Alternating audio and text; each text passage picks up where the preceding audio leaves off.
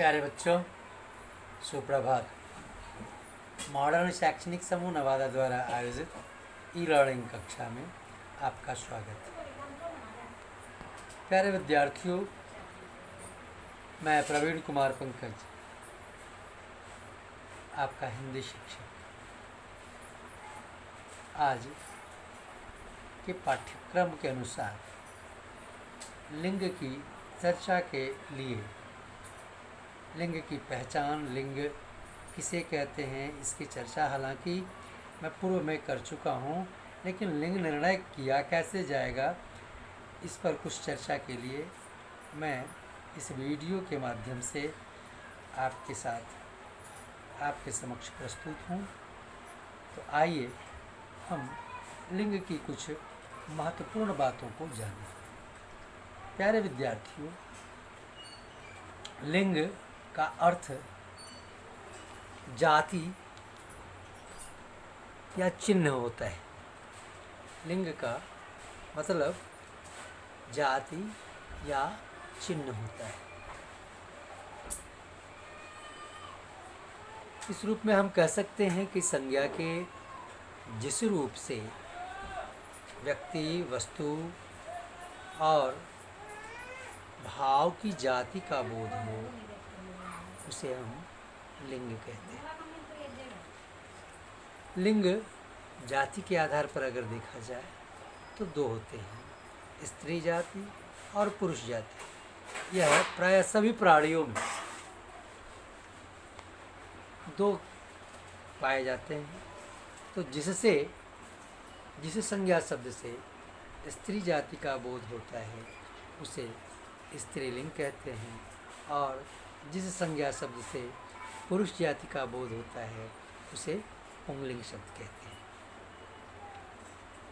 यह बात तो सही है, इसे आपने जाना है, किंतु अब लिंग की पहचान की बात उठती है। तो लिंग की पहचान जो जीवित प्राणी हैं, जैसे मनुष्य, पशु, पक्षी आदि, तो इनके लिंग की पहचान तो आसानी से हम कर सकते हैं कि यह पुंलिंग है या स्त्रीलिंग है। जो नर है वह पुंलिंग है, स्त्री जो है वह स्त्रीलिंग के अंतर्गत है। जैसे घोड़ा, कुत्ता, बंदर, पिताजी, चाचा जी, भैया जी, तो इन सबों को हम देखकर यह पहचान कर लेते हैं और ये लिंग स्पष्ट हो जाता है।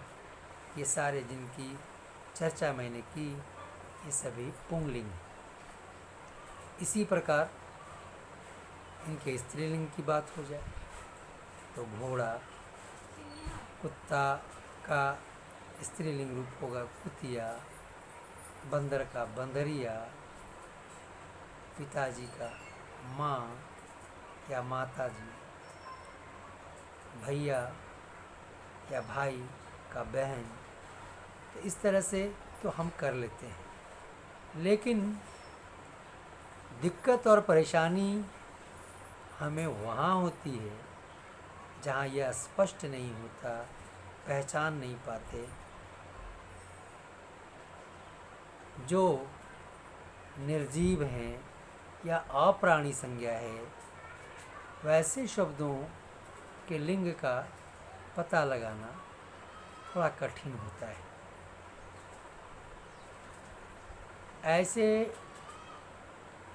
शब्दों का लिंग निर्णय करने के लिए, लिंग जानने के लिए हालांकि कोई विशिष्ट नियम नहीं है कि यह इसके अंतर्गत आने वाला ही पुंलिंग होगा, इसके अंतर्गत आने वाला ही स्त्रीलिंग होगा, लेकिन कुछ सामान्य और महत्वपूर्ण बातें हैं जिनके आधार पर संज्ञा शब्दों का लिंग निर्णय किया जाता है।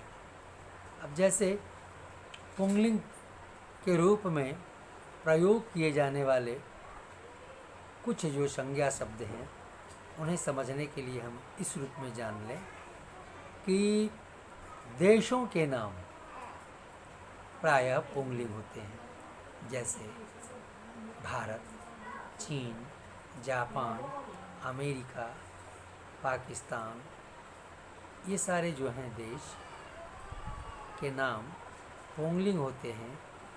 लेकिन वहीं देशों में भी कुछ एकाध ऐसे हैं जो अपवाद हैं, जैसे लंका। लंका को पुंगलिंग नहीं कहा जाता, लंका स्त्रीलिंग। तो इसी ढंग से, इसीलिए मैंने कहा कि सारी चीज़ों के लिए खास नियम नहीं होते, कुछ सामान्य नियम बनाए गए हैं जिनमें कहीं कहीं कोई उपयुक्त नहीं बैठता, जिसे हम अपवाद के रूप में जानते हैं। खैर, पहाड़ों के नाम, जैसे अपने देश में हिमालय, विंध्याचल, अरावली, ऐसे जो पहाड़ हैं, ये सारे पहाड़ पुंगलिंग के अंतर्गत माने जाते हैं। यानी पहाड़ों के नाम, पर्वतों के नाम पुंगलिंग होते हैं। ठीक उसी प्रकार से महीनों के नाम, जैसे जनवरी, फरवरी, मार्च, अप्रैल, ये सारे जो महीने के नाम हैं, ये सब भी पुंगलिंग माने जाते हैं। दिनों के नाम, सोमवार, मंगलवार, बुधवार, इस ढंग से जितने भी दिन हैं ये पुंगलिंग होते हैं। ग्रहों के नाम, जैसे अब इसमें भी देखिए, ग्रहों के नाम, जो भी आप ग्रह का नाम जानते हैं, सभी पुंगलिंग हैं। लेकिन हम जिस ग्रह पर रहने वाले हैं, अर्थात हमारी पृथ्वी, पुंगलिंग नहीं है, हम इसे स्त्रीलिंग के रूप में जानते हैं। ठीक उसी प्रकार से अनाजों के नाम, गेहूँ, चना, मक्का, चावल, मटर, धान, ये सारी जो चीज़ें हैं, ये सब पुंगलिंग होते हैं। ठीक है, तो ये सारे पुंगलिंग हुए, इन्हें याद रखना है। अब हम दूसरे पक्ष की ओर जाते हैं, जिन्हें हम स्त्रीलिंग कहते हैं। तो स्त्रीलिंग के रूप में प्रयोग किए जाने वाले कुछ शब्दों को या कुछ शब्दों के बारे में मैं बता दूं। प्यारे विद्यार्थियों, नदियों के नाम प्रायः स्त्रीलिंग होते हैं, जैसे गंगा, सरस्वती, सतलज, यमुना। ये इसमें भी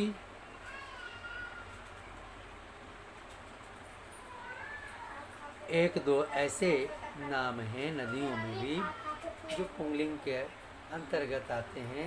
उन्हें नदी नहीं, नद कहा जाता है, जैसे ब्रह्मपुत्र।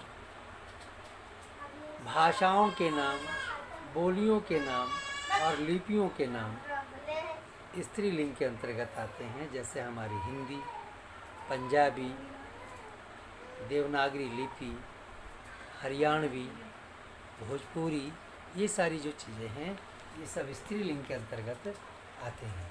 यानी भाषा और लिपि जहाँ होंगी वे स्त्रीलिंग के अंतर्गत आएंगे। ठीक उसी ढंग से हम तिथि का नाम आपने सुना होगा कि प्रायः हिंदी महीनों में तिथियां होती हैं, जैसे तारीख, इसके नाम से अब अंग्रेजी में डेट जिन्हें कहते हैं। तो उसी तरह से हिंदी महीनों में होती है पहली तिथि, दूसरी तिथि, प्रथमा, द्वितीया, तृतीया, चतुर्थी, पंचमी, षष्ठी, सप्तमी, अष्टमी, नवमी। इस ढंग से जो तिथियां होती हैं ये स्त्रीलिंग होती हैं। फिर जिन शब्दों के अंत में ई की मात्रा लगी होती है, ई, दीर्घई, वे शब्द स्त्रीलिंग होते हैं, जैसे नारी, चूड़ी, रस्सी, चांदी, मक्खी, ऐसे जो शब्द होते हैं ये स्त्रीलिंग होते हैं। इन सब के अलावा भी कुछ ऐसे शब्द हैं जिनका दोनों लिंगों में समान रूप से प्रयोग होता है। दोनों लिंगों के लिए समान रूप से प्रयोग होता है।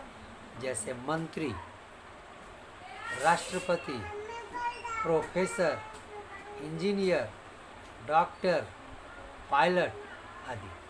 तो ये जो है, अगर स्त्री इंजीनियर रही तो उस समय उसको ऐसा प्रयोग किया जाएगा। पुंगलिंग रहे तो पुंगलिंग। जैसे अब डॉक्टर, अगर डॉक्टर का प्रयोग करते हैं हम, तो डॉक्टर आ रही है और डॉक्टर आ रहे हैं, दोनों रूप का प्रयोग होता है। लेकिन वही जब हम हिंदी में उसका अर्थ देखेंगे चिकित्सक और चिकित्सिका, तो वहाँ अंतर होता है। तो ऐसे जो कुछ शब्द हैं जिनका प्रयोग दोनों में समान रूप से होता है। अब आपको इन्हें याद रखना है, और फिर मैं कुछ ऐसे शब्द दूंगा जिनका लिंग निर्णय आपको करना होगा। अभी वीडियो बड़ा हुआ चाहता है, हम इसे यहीं विराम देना चाहते हैं। धन्यवाद। इसे मनन कीजिए, याद रखिए, और अगले दिन मैं इससे बात करूंगा, पूछूंगा। धन्यवाद।